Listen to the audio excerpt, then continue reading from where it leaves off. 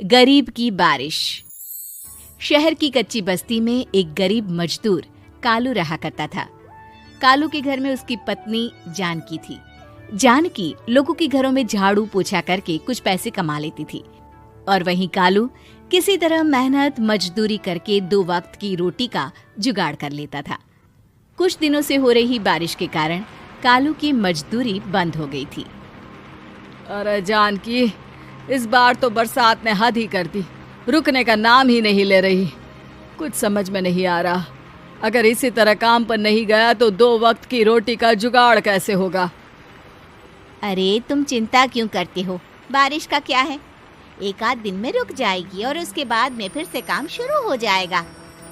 अरे 3 दिन तो हो गए, बरसात तो रुक ही नहीं रही है और आगे भी रुकने के कोई आसार नहीं दिख रहे। तो क्या हुआ, तुम्हारा काम बंद हुआ है ना? मैं तो अभी भी लोगों के घर झाड़ू पोछा करने जाती ही हूँ। मेरे पगार से कुछ दिन तो निकल ही जाएंगे। अरे घर का खर्चा तो हम किसी तरह चला लेंगे जानकी, लेकिन ये जो छत टपक रही है इसका क्या करेंगे? ये बात तो आपकी सही है। हमारी झोपड़ी अब काफी पुरानी हो चुकी है और इसके छप्पर में भी कई सारे छेद हो गए हैं।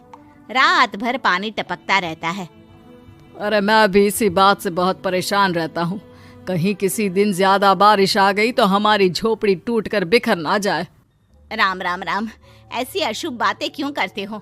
अरे ऐसा कुछ नहीं होने वाला। ये झोपड़ी ही तो हमारा सब कुछ है। अगर यही नहीं रही तो हम जाएंगे कहाँ? ठीक है जानकी, जब तुम्हारी पगार मिल जाएगी तो कुछ पैसे बचाकर झोपड़ी के छप्पर की मरम्मत करवा लेंगे। शायद हमारी परेशानी कुछ कम हो जाए। ठीक है जी, अब ना ज्यादा परेशान मत हो। ये लो, खाना खा लो और सो जाओ, सुबह मुझे भी जल्दी काम पर जाना है। जानकी और कालू अपनी झोपड़ी में सो गए। रात को अचानक से बहुत तेज बारिश शुरू हो गई। धीरे धीरे बारिश का पानी कालू की बस्ती में भरने लगा। पानी भरते भरते झोपड़ी के बाहर तक पहुंच गया था। सुबह के वक्त जब कालू और जानकी सोकर उठे, हे भगवान, ये क्या हो गया? बारिश का पानी तो हमारे घरों तक पहुंच चुका है। अब मैं काम पर कैसे जाऊंगी? रहने दो जानकी, तुम आज काम पर मत जाओ। ऐसे पानी से निकल कर जाओगी और बीमार पड़ गई तो लेने के देने पड़ जाएंगे। लेकिन अगर नहीं गई तो मालकिन लोग नाराज हो जाएंगे। आप जानते हैं ना, बड़ी मुश्किल से 1 दिन की छुट्टी भी नहीं देती है। अरे लेकिन जानकी, झोपड़ी के बाहर तो पूरी बस्ती में पानी भरा है, तुम जाओगी कैसे? जानकी जैसे तैसे करके काम पर चली जाती है, लेकिन अगले दिन फिर से बहुत ज्यादा बारिश होती है और बस्ती में ज्यादा पानी भर जाता है। आज तो मैं तुम्हें किसी भी तरह काम पर नहीं जाने दूंगा। अरे अगर तुम्हें कुछ हो गया तो क्या होगा? ठीक है, तुम ठीक ही कहते हो, आज नहीं जाती। अगर मालकिन नाराज हो गई तो मना लूंगी किसी तरह। अरे मनाने वाली क्या बात है? जब तुम बताओगी कि हमारी झोपड़ी में पानी भर गया है तो वो खुद ही समझ जाएंगे ना। अगले 2 दिन तक तेज बारिश होने की वजह से जानकी, कालू और आसपास की बस्ती में रहने वाले सभी लोगों के घरों में पानी भर जाता है, जिसकी वजह से जानकी काम पर नहीं जा पाती। और 3 दिन के बाद जैसे ही जानकी काम पर पहुंचती है, कहाँ थी तुम? पिछले 3 दिनों से काम पर क्यों नहीं आई? मेम साहब, क्या बताऊं, इतनी ज्यादा बारिश हो रही थी, हमारी पूरी बस्ती में पानी भर गया है और उससे भी ज्यादा तो मेरी झोपड़ी के अंदर पानी भर गया। आप ही बताइए कैसे आती मैं? इसका मतलब ये हुआ कि बारिश होगी तो तुम काम पर नहीं आओगी? ना ना, मेरे कहने का ये मतलब नहीं था मेम साहब। तुम जानती भी हो 3 दिन से कितनी परेशानी हो रही है मुझे। सारा काम मुझे खुद करना पड़ा। माफ कर दीजिए मालकिन जी, पर मैं क्या करती, आने के लिए रास्ता ही नहीं था, सब जगह पानी भरा हुआ था। बहाने तो तुझे बहुत बनाने आते हैं। जानकी देख, अगर अगली बार ऐसा किया ना तो फिर काम से हमेशा के लिए छुट्टी। अरे ना ना मालकिन, ऐसा मत कीजिए।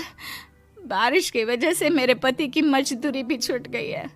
बड़ी मुश्किल से घर में 2 वक्त खाने की रोटी का जुगाड़ हो पाता है।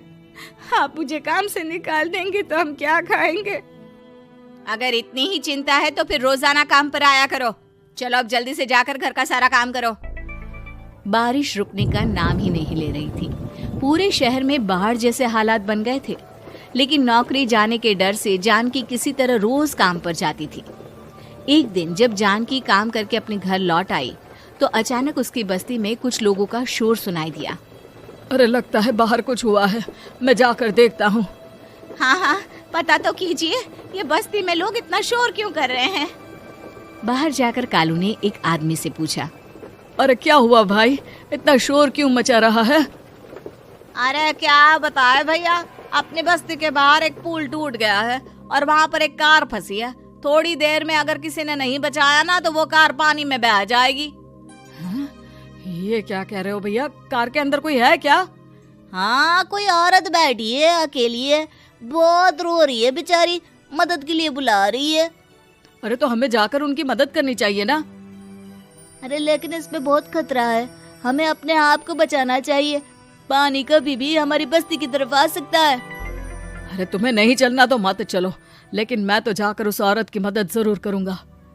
कालू उस जगह पर पहुंचता है जहां वो औरत कार में फंसी हुई थी। वहां पर पानी का बहाव बहुत तेज था और सारा पानी कालू की बस्ती की तरफ ही आ रहा था। कालू ने एक बड़ी सी रस्सी को पेड़ से बांध दिया और दूसरे सिरे को कार की तरफ फेंक दिया और उस औरत को रस्सी के सहारे बाहर आने के लिए कहा। तभी वहां जानकी भी दौड़ती हुई आई। अरे ये तो मेरी मालकिन है, जिनके यहाँ मैं काम करने जाती हूँ। अरे मैडम जी, आप डरिएगा मत, आपको कुछ नहीं होगा। आपकी गाड़ी को भी मैंने रस्सी से बांध दिया है। थोड़ी देर में पानी का बहाव कम हो जाएगा, फिर हम आपकी कार को भी बाहर निकाल लेंगे। क्या तुम जानकी के पति हो? हाँ हाँ, जानकी मेरी ही पत्नी है, आपके यहाँ काम करती है ना। लेकिन मेम साहब, आप यहाँ पानी में कैसे फंस गई? अब क्या बताऊं, मैं अपनी सहेलियों के साथ पिकनिक पर गई थी, वहीं से लौट रही थी। अचानक पानी का बहाव तेज हो गया और मेरी गाड़ी फंस गई। अरे कोई बात नहीं मालकिन, अब ना आप बिल्कुल सुरक्षित हैं। मैं तो बहुत बुरी तरह डर गई थी, कब से मदद के लिए चिल्ला रही थी, लेकिन कोई मेरी मदद के लिए नहीं आया। भला हो तुम्हारा पति का जिसने मेरी जान बचा ली। लेकिन जानकी, मैंने तुम्हारे साथ बहुत गलत व्यवहार किया। इतने खराब मौसम और बाढ़ में भी तुम्हें काम पर आने के लिए कहा, नौकरी से निकालने की धमकी भी दी, और तुमने मेरी जान बचाई। मुझे माफ कर दो। अरे कोई बात नहीं मालकिन, आपकी जान बचाना तो हमारा धर्म था। देखो जानकी, तुम्हारी झोपड़ी में जो भी नुकसान हुआ है उसके लिए मैं तुम्हें पैसे दूंगी। आज तुम्हारे पति ने मेरी जान बचाई है और आज के बाद मैं तुम्हें कभी भी नौकरी से निकालने की धमकी नहीं दूंगी। आज मैं तुम्हारी परेशानी को अच्छी तरह समझ चुकी हूँ। हम जैसे पैसे वाले लोगों के लिए अपने घर में बैठकर बारिश का मजा लेना बहुत आसान है, लेकिन तुम गरीब लोगों के लिए बाढ़ और बारिश काफी परेशानी खड़ी कर देते हैं। ये बात मुझे आज अच्छी तरह समझ आ गई है।